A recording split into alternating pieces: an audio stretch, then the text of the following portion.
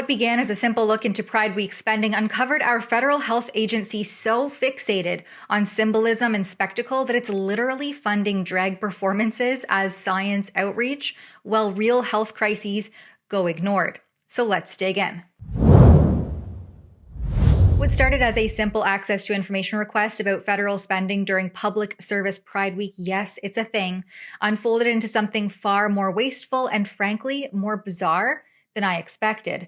Originally, I had asked Health Canada and the Public Health Agency of Canada, called PHAC, for all invoices and summary documents tied to Public Service Pride Week 2025, which seems straightforward enough. There were expenses for things like rainbow-colored lanyards, intersex inclusive progress pride flag sticks, a $560 charge just to raise and lower a flag, and more than $800 for the purchase and ceremony of another one.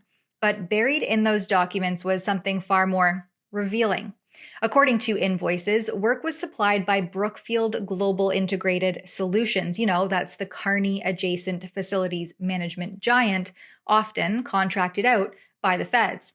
$1,550 plus HST to raise a pride flag on August 14th, and then take it down and replace it with a Truth and Reconciliation flag on September the 27th, and then take that one down on October 16th, complete it with fresh anchors and eye bolts for the next year's cycle. It's a revolving door of symbolic flag choreography, but that's not even the most concerning part, because under the banners of inclusion and diversity, the Public Health Agency of Canada's Gender and Sexual Diversity Network, called GSDN,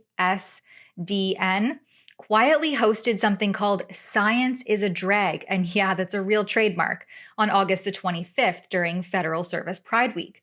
The justification was, according to these documents, that the troupe aligns with the mandates of Health Canada and PHAC by using drag performance as an innovative, culturally relevant way to promote science, literacy, and public health.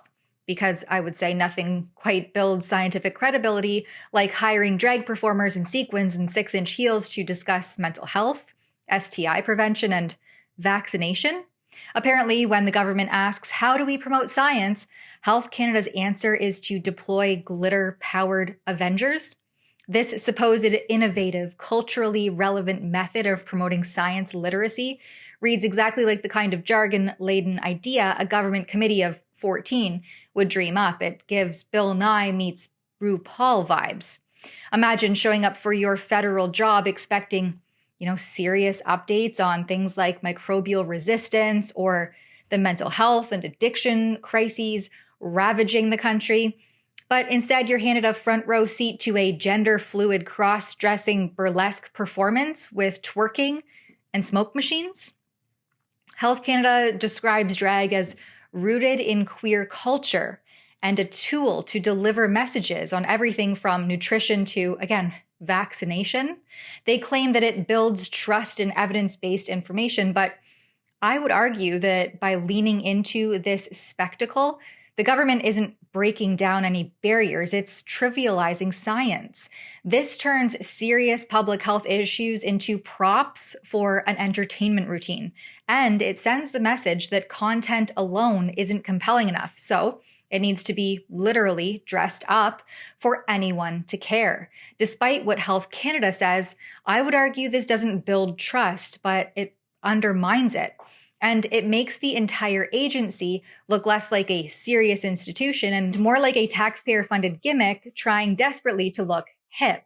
But because of all this packaged under the banner of Canada's LGBTQ plus action plan and the government's commitment to gender-based analysis plus, any criticism is automatically dismissed as hateful, bigoted, or transphobic, effectively insulating this spending from scrutiny. So when Science is a Drag from Toronto billed Canadian taxpayers over $2,500 for their troupe services, this wasn't a quirky outreach attempt, but rather another example of Ottawa confusing public engagement with performance art and expecting you to pay for it.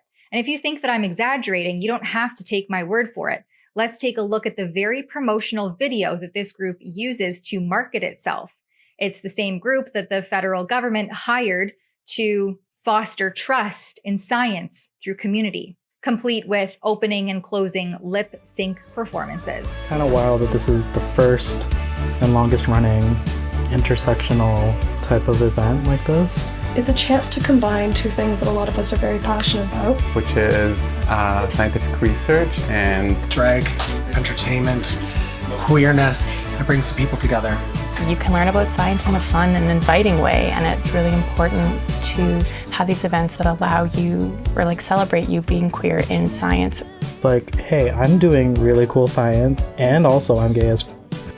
I'm excited to do this, say I did it, to say I was in drag for the first time in my life. And like, it doesn't matter if they're queer or like if they're any other kind of group that was typically marginalized in science. Like, you're still welcome here and you're welcome to learn and to celebrate with all of us.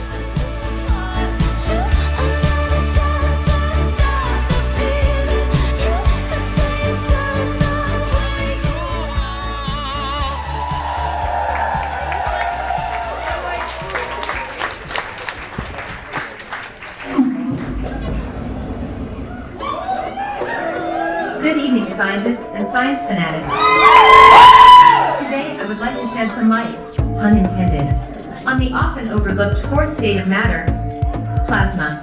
It looks like Health Canada and the Public Health Agency of Canada are so enthralled by theatrics and symbolism that public health has started looking more like a performance itself than a pillar of science.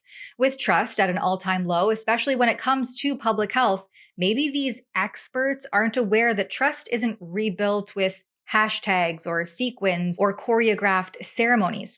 Canadians are living through real crises: cost of living, mental health spiraling, addiction, collapsing access to healthcare.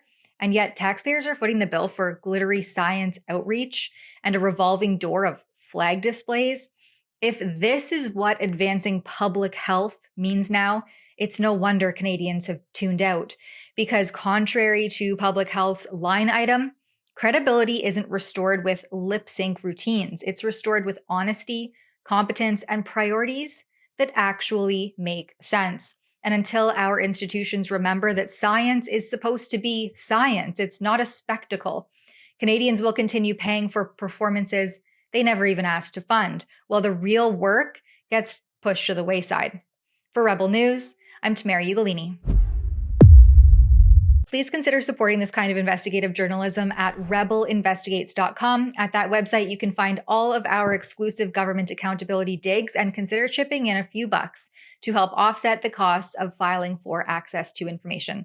That's rebelinvestigates.com, and thanks in advance for your support.